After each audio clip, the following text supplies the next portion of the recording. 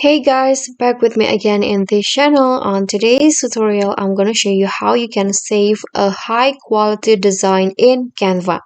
So let's say that you already done your design on Canva and you want to download and save the design, but you don't want the design to be like blurry or like have a poor quality. So what you need to do is this. So click on the share button at the top and go to download, and in here in the file type I suggest you to choose the PNG format because it's best for complex images or illustrations, and it's also suggested by the Canva team.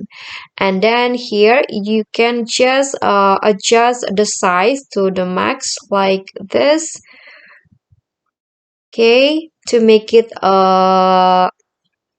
have a high quality design. And you don't need to check this tool right here, but if you go with this, the save or the download process might take longer than usual because it has a big size, and you can just click download after that.